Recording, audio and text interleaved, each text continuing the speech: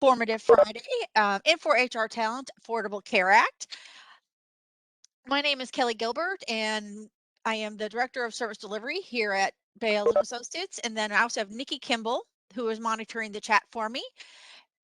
So welcome, folks, and we'll get started. Now, my page down's not working. Okay.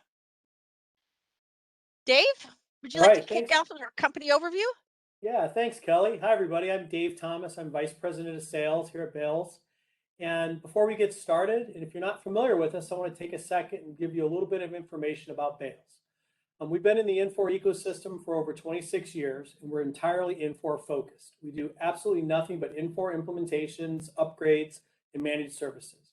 We support all aspects of the technology, including S3, Landmark, and Cloud Suite, the HCM, Finance, and Supply Chain suites.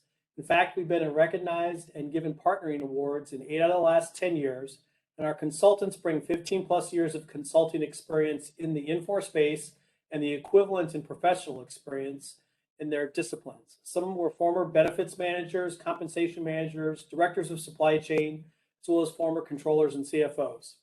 We're really excited about some news we received earlier this year that we were recognized by KLAS, which is a healthcare industry ranking organization, as top of class in the Infor ecosystem among implementers, which means Bales was rated by Infor customers as the best place to work with when you want to implement and roll out an Infor solution. Other exciting news we had this year with respect to our organization was we became part of a healthcare consulting firm called Nordic Consulting. Nordic's an industry-leading healthcare consulting firm. We'll operate as a wholly owned subsidiary and continue to be led by Jamie Bales. Nordic will provide us with resources to fund our growth, expand our business, and support our customers more effectively. For healthcare customers, it allows us to bring together the Nordic's capabilities in the EHR space and provide a more holistic solution, including specific expertise in EHR and ERP integration.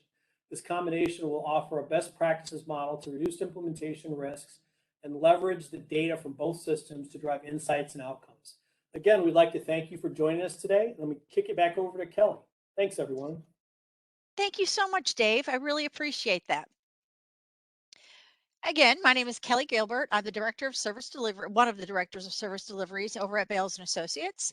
I specialize in the the Infor HR Talent suite of products. I've been in consulting, and I hate to say this, almost 23 years. And I started out when it was still Lawson version 6, and all the way up to now the Infor products of the Cloud Suite HR Talent. Niki, would you like to introduce yourself? Sure. I'm the HCM practice manager. I am also a consultant who's been working in the industry for 20 plus years. I'm just going to be vague and leave it at that. But I started with 7.2, so I guess that dates me. And yeah, been working right along, Kellie, with the Infor HR Talent, and I'm excited to share some tips and tricks about ACA today. Great. Thanks, Niki. Really quick, we have to just put this little disclaimer out here that in reference to Infor products, it's informational purpose only. We just want to provide you with considerations as you make some decisions for your organization. You should not rely on this information without consultation. If you do want to talk more about this, I'll tell you later on, but a little sneak peek, you get a 30-minute free consulting session, but you can contact Bales to discuss your needs. And here it comes, folks, what everybody has been waiting for, our information presentation on Infor HR Talent, the Affordable Care Act. Dun, dun, dun. So here's some fundamentals for processing. You need to make sure you check your ACA box. So over on the benefits admin underneath your organization, you need to make sure you select the ACA checkbox. And then also you need to make sure your health plans and your WAVE plans are selected and defined that you want ACA. As well as you need to do your payroll setup. Regardless of what payroll product you are utilizing today, one of the ways for defining if they're eligible for ACA is we're counting the hours. So we need to make sure we have that payroll portion of it set up as well. We do recommend you automate the eligibility. Again, select the checkbox for each plan's coverage. And as the eligibility is updated, it will auto enroll their offers. It is so cool. And the products also requires an ALE member and an ALE group. So you got to make sure you create all the members. That's usually done by each of your EIN. And then you create the group, and then you link the members to the group. And there's a process that you run through to do that. Really great, really slick, creates the offers. Very exciting. Oopsie, I went the wrong way. Sorry, guys. There you go. Again, assign the ALE to the members, and then you rerun this periodically to make sure everybody is in there. And then you have to import your hours from whatever payroll processing tool you're utilizing in order to ensure that you have the correct hours for ACA processing. That is, if you use the hours Method. as a method, yes. So if you're not not using the hours method, then you don't have to. Exactly. I have a client who, thank you for saying that, Nikki. I do have a client who does not use the hours method. And so they just make sure everybody that's full-time is eligible. And that's just the way they chose how to do it. So again, this measurement process is if you're using the hours method. So when the hours are imported, initial evaluations can be collected for recent or new hires or rehires. And then annual measurements can also be collected on the workforce is not eligible initially. Nikki, didn't you have to load hours for one of your clients? Yes, we loaded them at the end of, it was the first year they were processing. And so, yeah, we did load them at the end of the year. It's recommended to do it ongoing, but. And it was fun, wasn't it? It was a lot of work. So here are the components of ACA processing: your benefits administration, your data collection or the hours that you define that are going to be calculated in order to apply to ACA and whether or not you're eligible, the measuring and monitoring of that. Then you want to automate your offers and enrollments, structure the setup for reporting and reviewing, and then of course our favorite thing ever, our year-end processing. So what are our fundamentals for processing? Of course, the measurement process. Did I go backwards again? I did, sorry. Plan setup, you have our offers. So on benefits main tab at the very bottom of the form, you want to fill out the appropriate fields on what is best for your organization. Also, not only plans, but within the plans of each contribution, select the checkbox that apply for each. So Kelly, the plan setup is usually one and done, right? That's Yep. a one-time setup. Yes, that's a one-time setup. Yes, yes, ma'am. But if the contributions change annually, you have to remember to update the contributions tab. Correct. Correct. Yep. Perfect. Thanks, Nikki. And then also the enrollment rules needs to be set up, and it's under benefit plans, enrollment rules under enrollment events. There's a little checkbox right down there. You need to select that to create ACA offers. Make sure that this checkbox is checked for each of the enrollment events related to employees' independence for health enrollments. So how do we create the offer? You go to enrollment events, set up enrollment rules. You must address for each enrollment event. You review it and perform it annually. It does not retroactively create offers. So set up early and have the system generate the offers for you. And then also refer to the ACA Create Offers report to catch up offers that should have been created. So we want to look at that and make sure everything is as it should be. So you define your organization ACA hours. So basically you go over there, you talk to your benefits folks, and then you have to go talk to payroll and say, okay, these are all of our different types of pay. What out of these types of pay, what is considered ACA hours eligible? So you definitely need to do that. And then we, in the info world, we use a pay summary group to classify all those hours together. And then that pay class is then attached at the organization level to know what we're utilizing for the ACA hours counting. Again, this is if you use the measurement type of the hours type of measurement for eligibility. Anything on that, Nick? Nope. hit that one. So then we create the ALE member assignment. You run the ALE member assignment task process. This associates the employees to a group, and this process can be run two different ways. You could run the job based on ALE member group affiliation or run the job based on hours data. So there's two different ways to do it. The recommendation is to rerun this information at a minimum each quarter. The data will display for each year, row by row. It will indicate either month by month, which ALE member the employee is affiliated with, or if all months with the same affiliation, the data will appear under all months.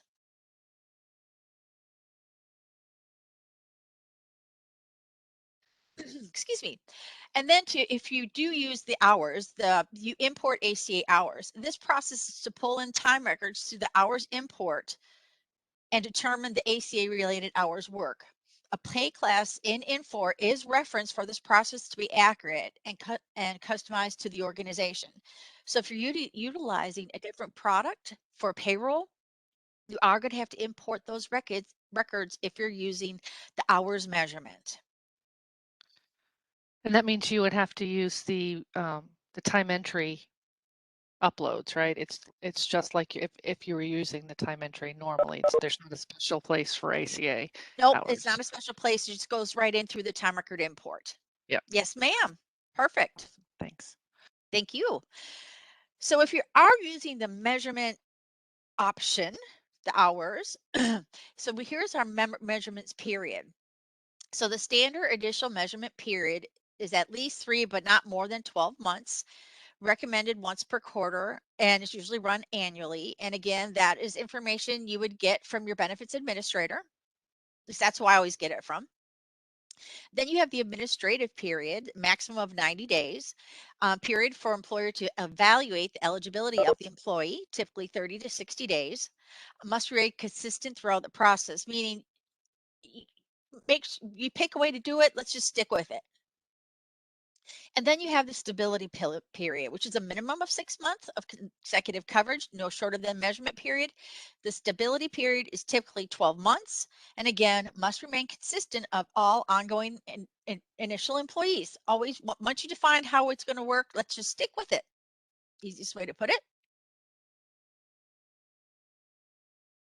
The resource at a glance. So this reports or shows the resource information. This is directly on the resource form. You can view your ACA attribute requirements, offers, hours, and more from within the employee record. Nice little screenshot right here. And the ability to have it at your fingertips saves time and effort for referencing report. If you need to check on some really quick, boom, boom, boom, right there, there we go. Easy peasy. You can also track ACA for COBRA or retirees within the Infor HR Talent. ACA Resource, there's an actual form that you can either enter the new hire, or I create an upload because I really don't like clean, but we can't upload right to that business class as well. If they're already there, then there's no need to import or utilize this form. Well, and I'm glad you have that, because I tried that. I had dependents in there as ACA resources, and it got really cranky. So if you're going to have if you're already in the system, make sure you don't add them a second time as an ACA resource. It makes things complicated. Yeah, Nikki, that was one of your most fun projects. Yeah, yep. Then what we want to do is generate the offers. If they haven't been generated through normal enrollment processing, there's a report that can be run to create or generate any missing offers. Below, a screenshot below is the form sample use. You can find under Benefits Administrator, ACA reports and offers. And then everybody's favorite year-end processing. You can do your individual data and edits and corrections. Then you generate the IRS codes. Then you generate your 1095C or 1095B, or 1094, depending on your organization. Generate the XML files. Then you transmit over to the IRS and get confirmations. And then you look at and review next year's setup.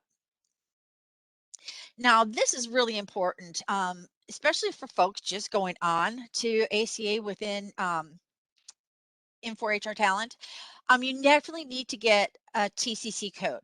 So you need to register, and this is what's required for a TCC code. You need the employer identification number, your legal name, if you're doing business as a different name, the business type, phone number, mailing address, and business address if different from mailing. And then what is the application process? You have responsible officials and contacts. They need to be registered and confirmed with IRS e-services. Each responsible official and contact within the organization must complete the e-services before the application can be submitted. They also may be, the responsible officials may also be contacts on the application. Very important to get this in because you cannot e-file without this TCC code. So this is extremely important. Go ahead, Nick. Yeah, and make sure that it is updated every year, because if the responsible official from last year is no longer with your organization, you have to reapply to make sure that the contact information is correct, or you won't get certain codes. That's not good. So the resource print file, we first want to do is create ACA IRS codes, reports, ALE member assignment. We run this prior to generating the print file to make sure everybody's in the right ALE member. Then we go to reports, ACA resource print file, create IRS codes, creates a draft record. Review all those draft records for accuracy, make sure everything looks good, as well as you can then update anything that might need to be updated.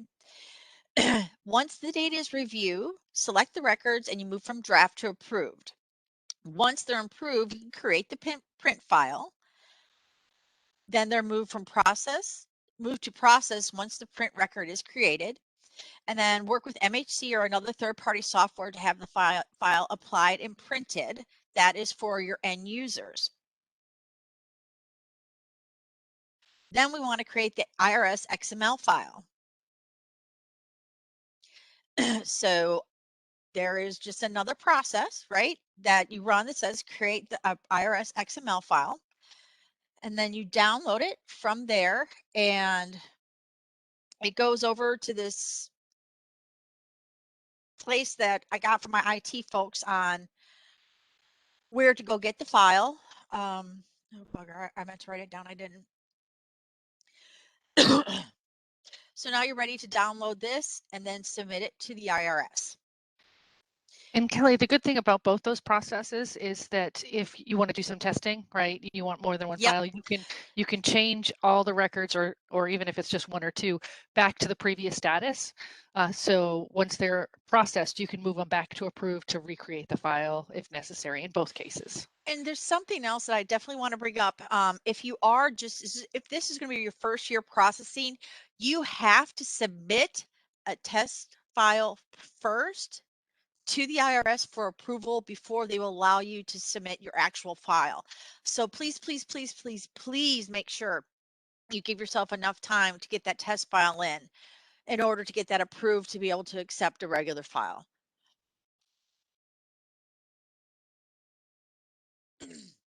And then after you do submit it, you need to record the file, the receipt number. So we need to record that after their transmission. It goes right into the system.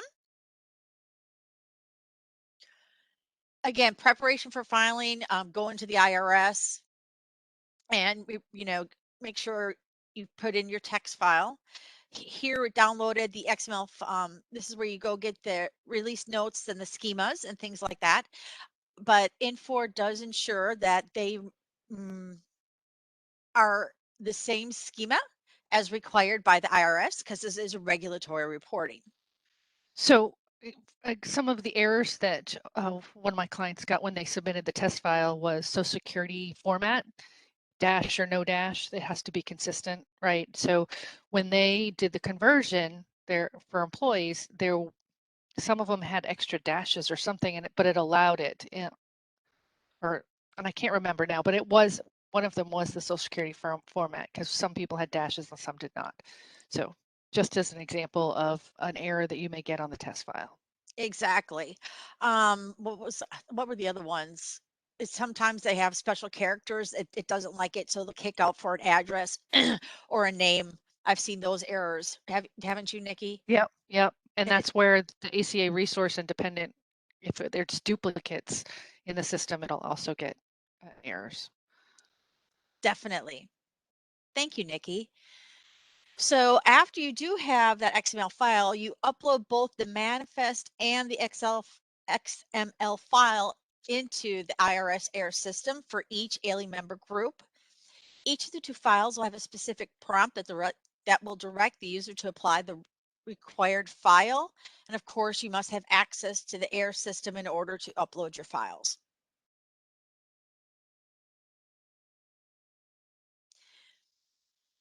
Final transmission only run these processes having to resubmit based on rejected IRS submissions. You can do a correction or a replacement, one or the other. This process is used when the IRS finds errors in your file that requires changes to employee or dependent's data. You'll need the original submitting receipt ID. That's why I said on that slide 2 or 3 slides ago, you need that file because we need to put that in the system and track it to say what are we replacing, or are we replacing the whole file, or is it just a correction to that file? Very, very, very important. Refer to the benefits management user guide for further instructions, or give us a call. That's what we're here for. IRS corrections or replacement process uses the same create IRS files process, just additional parameters are required. And also, at the end of the year, there's a year-end documentation that they're publishing, and it comes out in early December about the whole entire process too. So that's been very helpful, especially when there's changes to this process. I don't think there's any changes coming this year, but the new handbook for ACA year-end should be coming first week of December. Thank you, Niki. Also, I'm put down here, you can reference the master KB article. It's KB 1950668. I've actually subscribed to that, so I get these lovely notifications anytime something changes, or when the year end is available. They're going to tell me if they're going to put it out, what's CU, that type of thing. There's the KB article for that. And then thank you for your time today for attending this presentation. Any questions? There's nothing in the chat. Nothing in the chat. Well, that's depressing. You're just so informative, Kellie. That's why we call it Informative Fridays.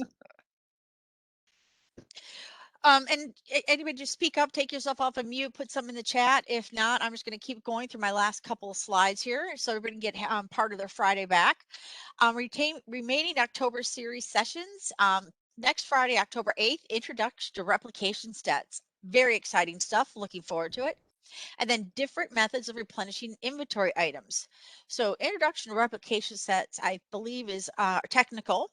Replenishing inventory is going to be supply management.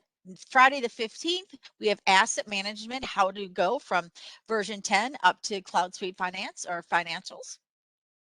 And then employee and manager homepage basics. That's exciting. Can't wait to see that one. Friday, October 22nd, creating and scheduling recurring jobs in Cloud Suite. That's great. And then structure, relations, and you. Sounds phenomenal.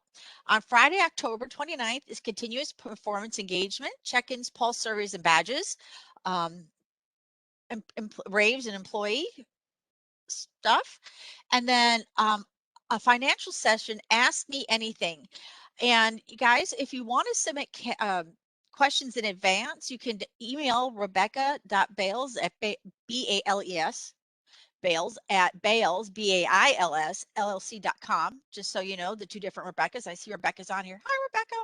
Or they could submit it via our website, or so any questions that we could get in advance would be phenomenal.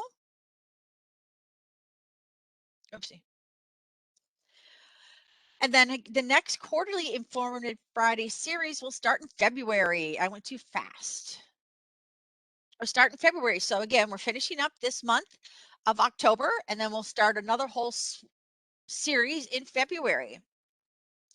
And as I mentioned a little bit earlier, we have Coffee with Consultants, which is a free, guys, this is free, 30 minutes with any Bales consultants one-on-one to talk about any questions about the products.